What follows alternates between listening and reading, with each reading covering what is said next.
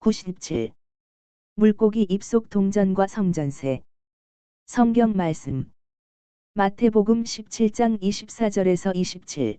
가버나움에 이르니 반세겔 받는 자들이 베드로에게 나아와 이르되 너의 선생은 반세겔을 내지 아니하느냐 이르되 내신다 하고 집에 들어가니 예수께서 먼저 이르시되 시몬아 내 생각은 어떠하냐 세상 임금들이 누구에게 관세와 국세를 받느냐 자기 아들에게냐 타인에게냐 베드로가 이르되 타인에게니이다 예수께서 이르시되 그렇다면 아들들은 세를 면하리라 그러나 우리가 그들이 실족하지 않게 하기 위하여 내가 바다에 가서 낚시를 던져 먼저 오르는 고기를 가져 입을 열면 돈 한 세겔을 얻을 것이니 가져다가 나와 너를 위하여 주라 하시니라.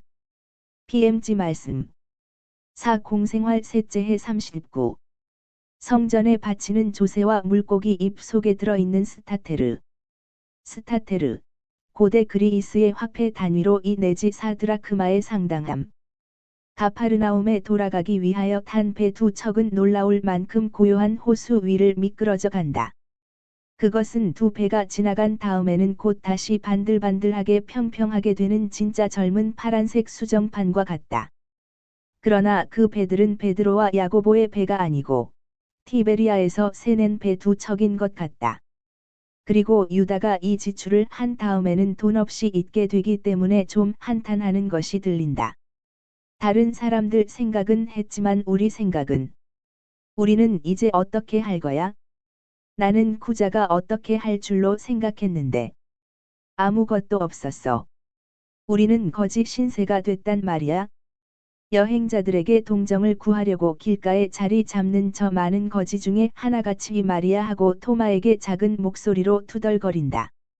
그러나 토마는 관대하게 이렇게 대답한다. 그러면 나쁠 게 뭐 있나? 난 조금도 걱정 안 하네. 그래. 하지만 말야. 식사 시간에 자넨 누구보다도 식욕이 더 좋은걸. 물론이지. 난 배가 고프거든. 이 점에서는 난 원기 왕성하단 말이야. 그럼 오늘은 사람들에게 빵과 식량을 청하지 않고 하느님께 직접 청하겠네. 오늘은. 그렇지만 내일도 우리는 같은 형편일 거고 모레도 마찬가지일 거야. 게다가 우린 아는 사람이 없는 데카폴리스로 간단 말이야. 그리고 그곳 주민들은 반쯤이 이교도란 말이야. 그리고 빵뿐이 아니라 샌들이 너덜너덜하지. 거지들은 귀찮게 굴지. 또 몸도 불편할 수도 있을 거라고 또. 그렇게 계속하다간 얼마 안 가서 나를 죽게 하고 내 장사 지내는 것도 생각해야겠네. 아이고. 걱정도 많네. 나는 정말 걱정이 하나도 없어. 나는 기쁘고 갓난 어린아이같이 무사태평이야. 이물 뱃전에 앉으셔서 생각에 잠기신 것 같이 보이던 예수께서 몸을 돌리시고 고물에 있는 유다에게 큰 소리로 말씀하신다. 그러나 모든 사람에게 말씀하시는 것 같이 말씀하신다. 동전 한 푼 없다는 것은 아주 좋은 일이다. 가장 하찮은 일에서까지도 하느님의 아버지다운 감정이 한층 더 빛날 것이다. 며칠 전부터 선생님께는 모든 것이 좋습니다. 기적이 없어도 좋고, 사람들이 우리에게 아무것도 바치지 않아도 좋고, 우리가 가진 것을 다 주었어도 좋고, 요컨대 모든 것이 다 좋습니다. 그러나 저는 대단히 쪼들립니다. 선생님은 사랑하는 선생님, 거룩한 선생님이십니다. 그렇지만 물질 생활에 대해서는 아무것도 아니십니다 하고 유다는 자기의 사려 없는 친절까지도 영광으로 생각하는 마음씨 고운 형에게 주의를 주는 것 같이 독살스럽지 않게 말한다. 그리고 예수께서는 빙그레 웃으시며 그에게 대답하신다. 물질 생활에 대해서 아무런 가치도 없는 사람이라는 것이 내 가장 큰 장점이다. 그리고 거듭 말한다만 동전 한 푼 없이 있는 것이 좋다 그러시면서 환히 웃으신다. 배가 호수 바닥에 닿으면서 멎는다. 그들은 다른 배가 호숫가에 닿는 동안 배에서 내린다. 예수께서는 유다와 토마, 유다와 야고보, 필립보와 바르톨로메오와 같이 집을 향하여 가신다. 베드로는 마테오와 제베데오의 아들들, 그리고 열성당원 시몬과 안드레아와 함께 다른 배에서 내린다. 그러나 모두 걷기 시작하는데 베드로는 호숫가에 남아서 그들을 데려다 준 뱃사공, 아마 그가 아는 사람들인 것 같은 뱃사공들과 말을 한다. 그리고 그들이 다시 떠나는 것을 돕는다. 그런 다음 긴 옷을 입고 집으로 가려고 호숫가 모래사장을 올라간다.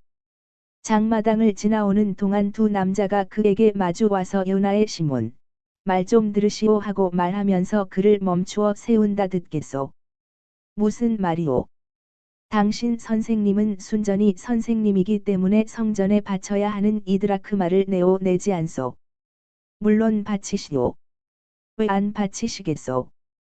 그렇지만 그분은 자기가 하느님의 아들이라고 하니까.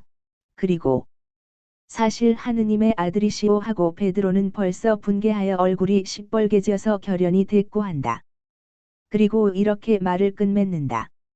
그렇지만 선생님은 율법의 아들이시고 그것도 율법의 가장 훌륭한 아들이시니까 이스라엘 사람 누구 나와 마찬가지로 드라크마를 바치시오. 그렇지 않은 것 같소.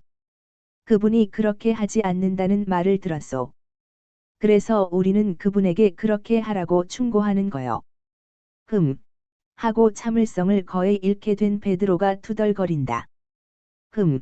우리 선생님께는 당신들의 충고가 필요 없소. 잘들 가시오.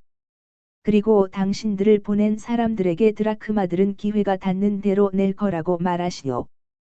기회가 닿는 대로 낸다고요. 왜 즉시 내지 않고? 당신네 선생님이 목적도 없이 여기저기 돌아다니고 있으니 그렇게 한다고 누가 보장하겠소? 지금 당장은 선생님이 동전 한 푼 안 가지고 계시니까 즉시는 안 돼요. 선생님은 당신들이 쥐어짜는 동전 한 립 나오지 않을 거요. 우리는 모두 돈이 없소. 그것은 바리사이파 사람이 아니고 율법학자들이 아니고 사두가이파 사람도 아니고 부자도 아니고 첩자도 아니고 심술궂은 사람도 아닌 우리는 우리가 가진 것은 선생님의 가르침에 따라서 가난한 사람들에게 주는 습관이 있기 때문이요. 알아들었소. 그래서 지금 당장은 우리가 모두 주었소. 그래서 지극히 높으신 분께서 생각을 해주지 않으시는 한 우리는 굴어 죽을 수도 있고 또는 길 모퉁이에서 구걸을 하기 시작할 수도 있겠소. 우리 선생님을 난봉꾼이라고 말하는 사람들에게 이 말도 하시오. 잘 가시오. 그리고 그들을 그곳에 팽개쳐두고 화가 나서 얼굴이 새빨개서 투덜거리며 간다. 베드로는 집으로 들어가서 예수께서 계신 위층의 방으로 올라간다. 예수께서는 죽어가는 사람이 있는 막달라 뒤 산 위에 있는 집으로 가시자고 청하는 어떤 사람의 말을 듣고 계신다. 예수께서 곧 가겠다고 약속하시면서 그 사람을 보내신다. 그리고 그 사람이 떠난 다음에 한 구석에 앉아 생각에 잠겨 있는 베드로에게 말씀을 건네신다. 내 생각엔 어떠냐? 시몬아. 일반적으로 이 세상의 왕들은 누구에게서 조공과 세금을 받느냐? 그들 자신의 자녀들에게서 받느냐? 그렇지 않고 외부 사람들에게서 받느냐? 베드로는 소스라치게 놀라서 말한다. 주님, 제가 무슨 말씀을 드려야 하는지를 어떻게 아십니까? 예수께서는 내버려 두어라 하고 말씀하시는 것처럼 빙그레 웃으신다. 그리고 말씀하신다. 묻는 말에 대답하여라. 외부 사람들에게서 받습니다. 주님. 그러니까 그래야 마땅한 것처럼 자녀들은 그 의무가 면제된다. 자식은 아버지의 핏줄과 가문에 속하기 때문에 아버지에게는 사랑과 순종의 조공만 드리면 되기 때문이다. 그러므로 아버지의 아들인 나는 아버지의 집인 성전에 조세를 내지 않아도 될 것이다. 너는 그들에게 제대로 대답하였다.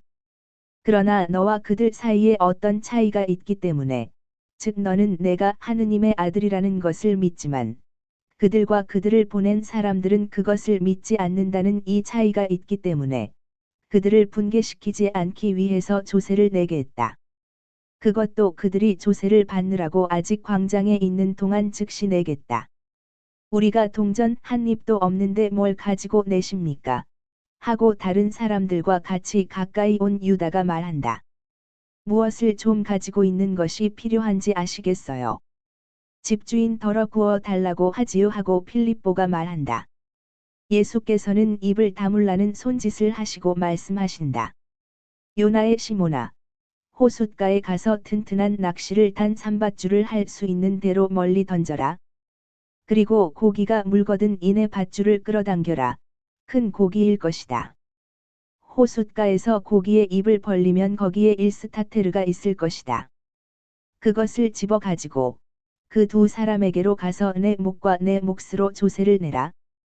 그런 다음 물고기는 가지고 오너라. 그놈을 굽자. 그리고 토마에게 방을 좀 달라고 하자. 우리는 그걸 먹고 즉시 죽어가는 사람을 찾아가자. 야고보와 안드레아는 배들을 준비하여라. 그 배를 타고 막달라에 가자. 그리고 저녁 때에는 제베데오와 시몬의 처남이 고기잡이 하는 것을 방해하지 않게 걸어서 돌아오자. 베드로는 간다. 조금 후에는 그가 호숫가에 가서 물에 떠 있는 작은 배에 올라가는 것이 보인다. 그는 끝부분에 작은 조약돌인지 나빈지가 달리고 끝에는 본격적인 가는 낚시줄이 이어진 가늘고 튼튼한 삼밧줄을 던진다. 호수의 물은 추가 떨어질 때에 은빛나는 파편들이 튀어오르며 벌어졌다가 모든 것이 다시 조용해지고 그동안 물은 동심원을 그리면서 다시 고요해진다. 그러나 조금 후에 베드로의 손에 쥐어진 채 느슨하게 있던 밧줄이 팽팽해지고 진동한다. 베드로는 잡아당기고 또 잡아당기는데 밧줄은 점점 세차게 흔들린다. 마침내 베드로가 탁 잡아채니 밧줄이 물린 고기와 함께 난다. 고기는 낚시꾼의 머리 위로 반원을 그리며 파닥거리며 날다가 누르스름한 모래 위에 떨어져서 입천장을 갈라놓은 낚시의 고통과 시작되는 질식으로 몸을 뒤튼다. 넙치만큼 크고 적어도 3kg은 나갈 훌륭한 고기이다. 베드로는 그 놈의 두꺼운 입술에서 낚시를 빼내고 굵은 손가락을 고기 아가리 속으로 집어넣어서 커다란 은전 한 개를 꺼낸다. 그는 은전을 엄지와 검지로 잡고 들어 올려 옥상 난간에 계신 선생님께 보여드린다. 그런 다음 밧줄을 주워서 감아놓고 고기를 들고 광장 쪽으로 달려간다. 사도들은 깜짝 놀랐다. 예수께서는 빙그레 웃으시며 말씀하신다. 이렇게 해서 우리는 빈축을 사는 일을 하나 없앴다. 베드로가 돌아와서 말한다. 그들이 이리로 올 참이었습니다. 바리사이파 사람 엘리와 같이요. 저는 처녀처럼 얌전하게 굴려고 해보았습니다. 그래서 그들을 이렇게 불렀습니다. 여보시오, 국고에서 보낸 분들 받으시오. 이건 사드라크마 값어치가 되지요. 이 드라크마는 선생님 몫이고 이 드라크마는 내 몫이오. 그럼 우린 이제 깨끗이 청산했지요. 또 봅시다. 특히 친애하는 친구인 당신은 요사팟 골짜기, 예루살렘과 올리브산 사이에 있는 골짜기로 키드론 개울이 흐르고 있다. 최후의 심판날에 죽은 사람들이 이 골짜기에 모일 것이라는 전설이 있다. 에서 다시 만납시다. 그들은 제가 국고라는 말을 했다고 화를 냈습니다. 우리는 성전에 딸린 사람이지 국고의 사람이 아니오 하고 당신들은 세관원들처럼 세금을 받고 있소. 나로서는 세금 받는 사람은 누구나 국고에 딸린 사람이오 하고 저는 대답했습니다. 그러나 엘리가 제게 말했습니다. 물에 앉아. 당신은 날더러 죽으라는 거요. 천만에. 그렇지 않소 여보. 나는 당신에게 요사팟 골짜기로 무사히 여행하기를 비는 거요. 당신은 과월절을 지내러 예루살렘에 안 가시오. 그러니까 거기서 우리가 만날 수 있을 거란 말이오. 친구. 나는 그러기를 바라지 않소. 그러고 당신이 나를 감히 친구라고 부르는 것을 원치 않소. 사실 그건 너무 큰 영광이지요 하고 대답해 주었습니다. 그리고 그곳을 떠났습니다. 가장 기분 좋은 것은 가파르나움 사람이 반은 거기 있어서 제가 선생님과 제 몫으로 조세를 내는 것을 보았다는 사실입니다. 그 교활한 늙은이가 이제는 아무 말도 할 수 없을 것입니다. 사도들은 모두가 베드로의 이야기와 몸짓에 웃을 수밖에 없었다. 예수께서는 태연히 계시고자 하였다. 그러나 너는 겨자보다 더 고약하구나 하고 말씀하실 때는 약간 미소를 머금으신다. 그리고 끝으로 말씀하신다. 생선을 익혀라. 그리고 빨리 하자. 황혼에는 여기 돌아오기를 원한다.